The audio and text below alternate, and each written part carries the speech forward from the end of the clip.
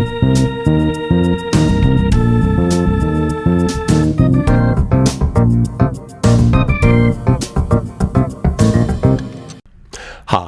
I'm Alex Paulton. I'd like to welcome you to another episode of Talking Timepieces, where we talk about watch collecting and horology. Today we're going to take a close-up look at a couple of Breitling Navitimers, and one of them's fake.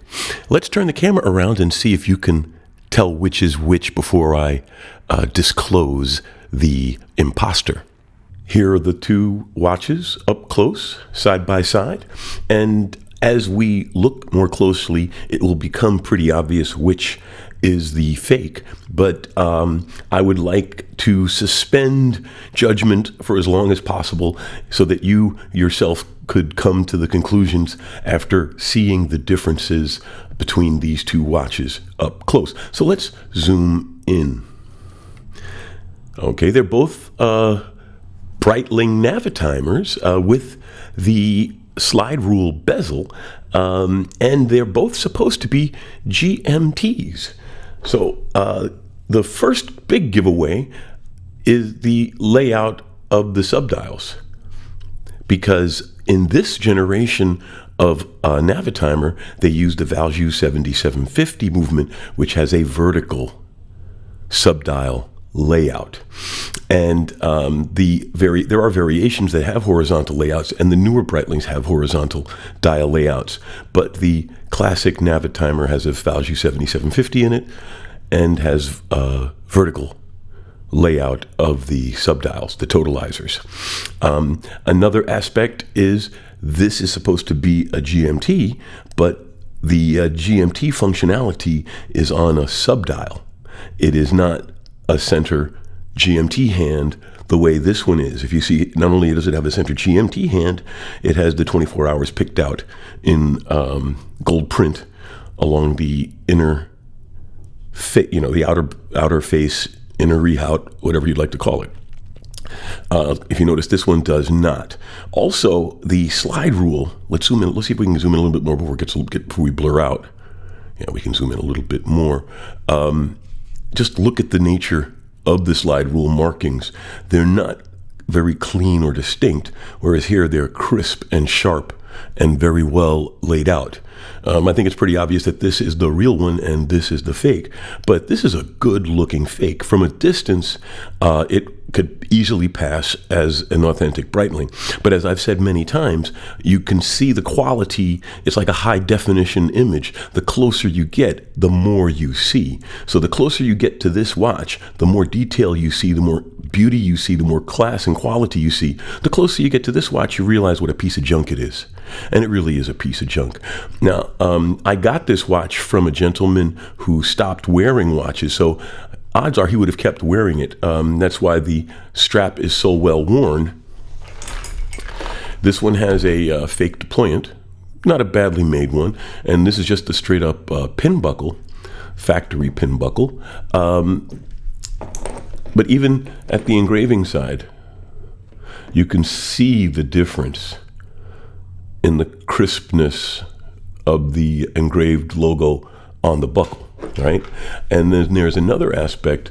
Since this is supposed to be a GMT, the real Breitling GMT has the city offsets for GMT to all of these major cities on them, as this one does, the fake. But if you notice, the fake's lackluster engraving. I mean, side by side, if you had seen this by yourself, you might think, oh, okay, it's a real Breitling. I thought they were made better. They are made better. It's so obvious, the difference in quality between the pieces. It's not even funny. I was going to open up the Breitling and compare the two, but then I'm realizing this is the real one. I don't need to show you what the inside of a real Valjoux 7750. I have reviews where I do open up pieces, and I have a full review of this watch in the archive. So we'll just leave this one to the side for now and focus on this fake, this lie, this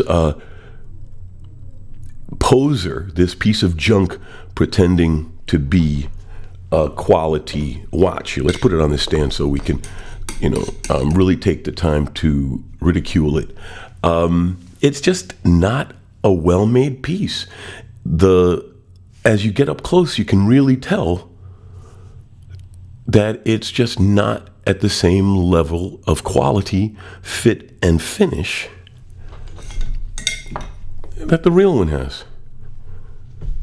You know?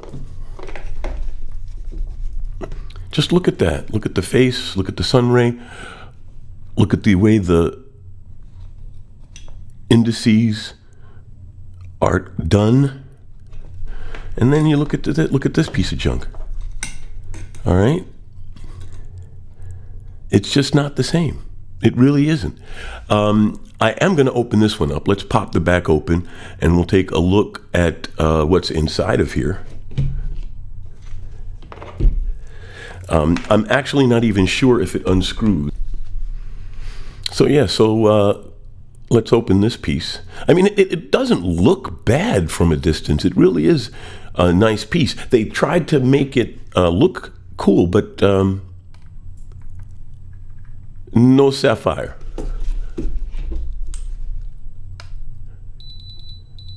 I rest my case. So imagine buying this and thinking it was real. Imagine buying this and thinking it was real and actually trusting it to keep time for you well. Now, there's a quartz piece of crap in here. So in general, it will keep time, and as a quartz piece, it should keep reasonably good time, but don't forget this is a fake, and so they're using the cheapest quartz piece they could get their hands on, because it's not like you're going to go complain to customer service when this thing turns out to not work properly. Turned out it was easier with this. I literally couldn't get the tool to grip the edges of this plate. So there it is. Let's put it back on the stand so we can zoom in. So, like, imagine looking at this and thinking that this is a reasonable alternative to a real Breitling. I mean, come on. Plastic spacer, cheap, quartz, chrono movement. I mean, yeah, like I said, imagine putting this on your wrist and knowing that it's this cheap crap inside. That's why you shouldn't. Fake watches just aren't good. They're just not good for you. They're not good for the industry. And like I said, look at that, right? If you're going to have a nice watch, have a nice watch. If you want to get something inexpensive that looks good, get yourself a nice inexpensive chrono. All right, like the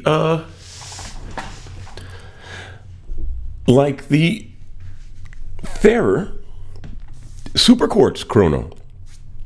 All right, I mean, it's not a Breitling, but it's honest. It's its own watch, and it's a completely functional flyback and split second double chronograph. All right, so get something that's worth the trouble to have on your wrist. Or let's say you wanted to have something cool and vintagey, but you don't want to spend a lot of money. What you could also do is get yourself something like this. This is a Wachmann chrono. It's a Wachmann flyback chronograph, and it is a piece of real horological history, and it's worth about, I don't know, $1,200, give or take. So you can get something that is good looking, horologically significant, attractive, functional, and not wear a piece of garbage lie with a plastic spacer and a junk quartz movement in it. I think we're going to smash this now. Okay, now we're ready to smash the fake watch. Let's cover it up. Last time I did it, I got pieces of watch, fake watch everywhere. It was a pain in the you-know-what. So I'll mask it and then we'll show you the results.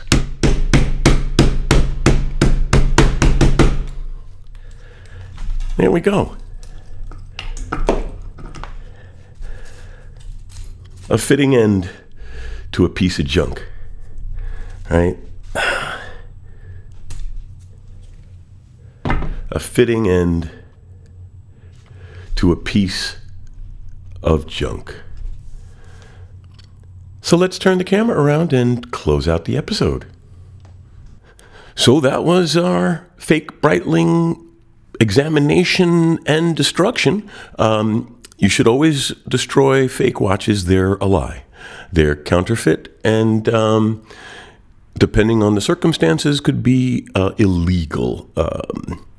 Just not a healthy practice at all. So let me know your thoughts in the comments below. And if you like the content, please subscribe or at least leave a like. Thanks for watching.